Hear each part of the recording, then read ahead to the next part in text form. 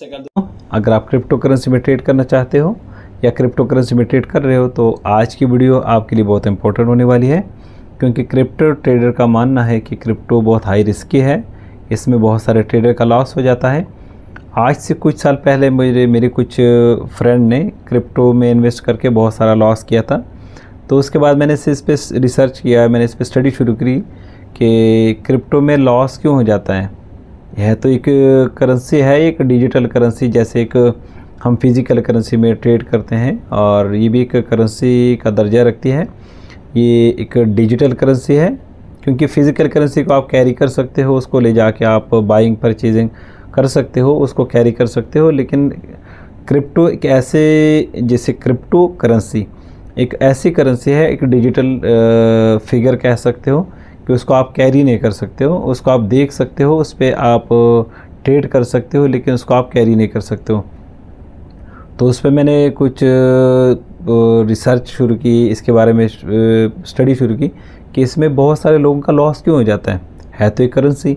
तो उस particular time में मेरे कुछ फ्रेंड ने कुछ ऐसे क्रिप्टो टोकन या कुछ कॉइन में इन्वेस्ट करा था, जो उस टाइम के हिसाब से उनको लगा कि इसमें अगर आप इन्वेस्ट करोगे तो आपका कुछ रिटर्न आ सकता है, कुछ आपको इसमें कमाई हो सकती है।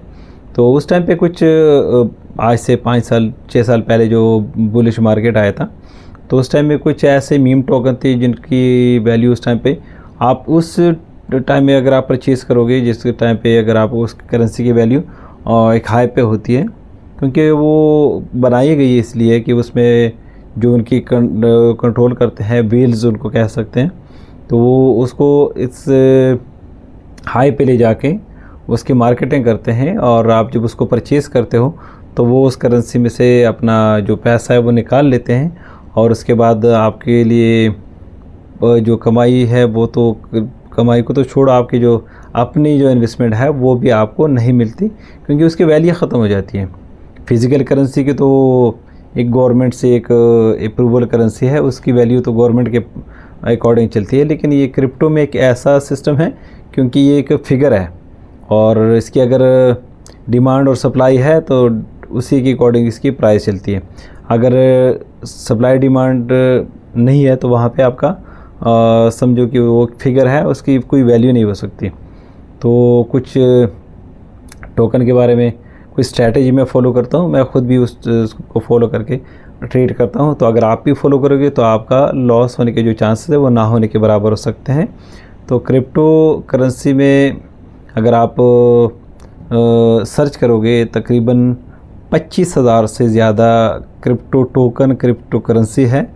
तो उसमें से अगर आप रियल को अगर आप लिखना शुरू करोगे तो 100 के बराबर या 100 से 150 तक कुछ क्रिप्टो टोकन होगी, क्रिप्टो करेंसीज होगी जो कि रियल है, जो कि आप उसमें से कमा सकते हो। बाकी मीम कॉइन है, शीप है, मतलब वो एक फ़र्ज़ी कॉइन है और वो बनाए इसलिए के लिए गए हैं कि वहाँ से आपका पैसा, जो उनके वेल्स है वो आपका पैसा ट्रैक करके वो आपका पैसा ले जाते हैं, लेकिन बाद में आपको सिर्फ फिगर रह जाता है और उसमें से आप कुछ नहीं कमा सकते हो। तो सबसे पहले आपने क्या देखना होता है, अगर एक आपको किसी क्रिप्टो को अगर आपने परचेज़ करना है और आप उसमें से कुछ कमाने का सोच रहे हो, तो सबसे पहले आप क्या देखोगे, तो कुछ पॉइंट मैंने शॉर्ट लिस्ट करे हैं, मैं आपके साथ उसको डिस्कस करता हूं। तो सबसे पहले आपने उसका मार्केट कैप देखना है कि जो क्रिप्टो जो भी आप सर्च करो, XYZ कोई भी करेंसी का आप सर्च कर लो, जैसे बिटकॉइन, सोलाना, इथेरियम, बहुत सारे हैं। अगर आप उसको सर्च करोगे, किसी के बारे में अगर आपने सर्च करना है तो सबसे पहले आपने क्या देखना है, उसका मार्केट कैप देखो कि उसका मार्केट कैप कितना है। अगर उसका मार्केट कैप 1 बिलियन से कम है तो उसी क्रिप्टो टोकन में या क्रिप्टो करेंसी में आपने इन्वेस्ट नहीं करना। मिनिमम अगर आप 1 बिलियन से कम है उसका मार्केट कैप, अगर उसका ज़्यादा है तो वेल एंड गुड है। अगर उसका 1 बिलियन से कम है तो उस क्रिप्टो में आपने बिल्कुल इन्वेस्ट नहीं करना।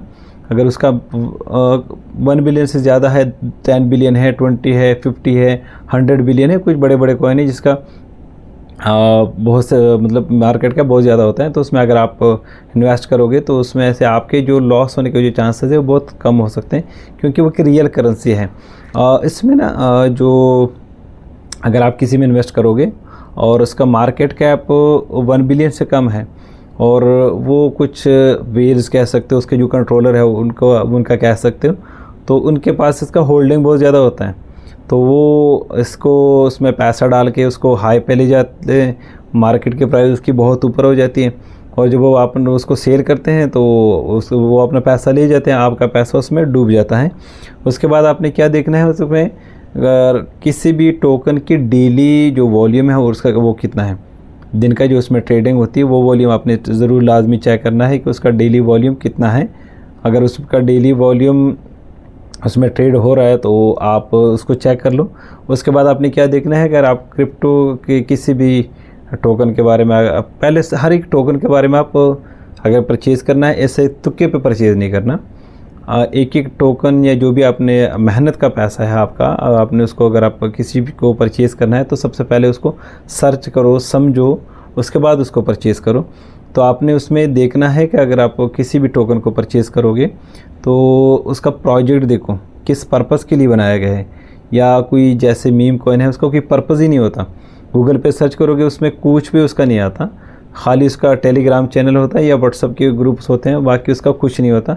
ज़्यादातर जो क्रिप्टो करेंसीज है उसमें सिर्फ टेलीग्राम चैनल के थ्रू वो प्रमोटिंग करते हैं और उसके थ्रू उसको लोगों को बता देते हैं कि ये क्रिप्टो इसका मार्केट बढ़ेगा, आप इसमें से कमा सकते हो, लेकिन जब आप उसमें अपना पैसा डाल देते हो तो बाद में उसमें आपका लॉस हो जाता है। तो उसको आप गूगल पे सर्च करेंगे, उसका अगर आपको कोई प्रोजेक्ट है, कोई पर्पस है तो वो ठीक है, अगर पर्पस नहीं है तो वो एक बैलून कह सकते हो, कभी भी फट सकता है, तो उसमें आप इन्वेस्ट ना करो। उसके बाद उस आपने ये चेक करना है कि कौन कौन से एक्सचेंज पे वो लिस्टेड है। अगर बड़े बड़े एक्सचेंज पे अगर लिस्टेड है तो ठीक है, बड़े बड़े एक्सचेंज जैसे बाइनेंस हो गया, क्रिप्टो करेंसी में सबसे बड़ा जो एक्सचेंज है बाइनेंस है, उसके बाद डेल्टा एक्सचेंज है, कॉइन DCX है, और कॉइन बेस हो गया, और यूनिस्वैप है, बाईबेट है, बहुत सारे हज़ारों की तादाद में एक्सचेंजेस है क्रिप्टो के। बड़े बड़े एक्सचेंज आप सर्च करो गूगल पे तो उससे पे आपने उसको ज़रूर चेक करना है, अगर आप वहाँ पे लिस्टेड है तो ठीक है, अगर वहाँ पे लिस्टेड नहीं है तो उसी को आपने अवॉइड करना है, उसको आपने परचेज़ नहीं करना। उसके बाद आपने गूगल पे सर्च करना है कि उस क्रिप्टो टोकन की जो वेल्स की जो होल्डिंग है वो कितनी है। अक्सर आप किसी भी सर्च करोगे, जैसे मतलब सबसे बड़ा जो क्रिप्टो का जो डिजिटल गोल्ड भी कह सकते हो, बिटकॉइन, उस पर अगर आप गूगल पे सर्च करोगे तो उसका जो वेल्स होल्डिंग है उसमें तो मतलब अगर आप किसी भी करेंसी में सर्च करोगे उसकी वेल की जो होल्डिंग अगर वो ज़्यादा है तो वो किसी भी टाइम में उसको डिमांड और सप्लाई का वो सप्लाई ज़्यादा कर सके, उसकी वैल्यू गिरा सकते हैं। तो बिटकॉइन के बारे में अगर आप सर्च करोगे तो उसकी ना होने के बराबर है, 36% राउंड अबाउट उसकी जो वेल होल्डिंग है वो भी एक पर्टिकुलर वॉलेट में है, जिसने इसको बनाया था सतोशी नाकामोटो, तो उसके वॉलेट में तकरीबन 36% है के राउंड अबाउट उसमें होल्डिंग है, और वो लॉक है, समझो कि वो काफ़ी मतलब जब से बनाया गया उसमें से किसी आज तक वो ट्रेड ही नहीं हुए। तो इसलिए बिटकॉइन की जो सप्लाई है वो लिमिटेड है, 21 बिलियन की उसकी सप्लाई है, तो इसलिए उसकी वैल्यू बढ़ती है। अगर उसकी सप्लाई ज़्यादा होगी तो वो फिर डिमांड और सप्लाई के थ्रू अगर आप उसकी सप्लाई ज़्यादा होगी तो उसकी वैल्यू गिर सकती है। तो आपने ये सर्च करना है कि किसी भी टोकन की सप्लाई कितनी हो सकती है, वो आप इन्फो में जाके तो उसमें देख लोगे, अगर उसकी सप्लाई ज़्यादा है तो उसमें आपने इन्वेस्ट नहीं करना। और उसमें आपने ये सर्च करना है कि उसमें सप्लाई कितनी है और उसमें लॉक टोकन कितने हैं, जो कि कभी भी अनलॉक हो सकती है, क्योंकि क्रिप्टो करेंसी में सारे टोकन अनलॉक नहीं होते, वो पर्टिकुलर टाइम के साथ वो अनलॉक होते हैं।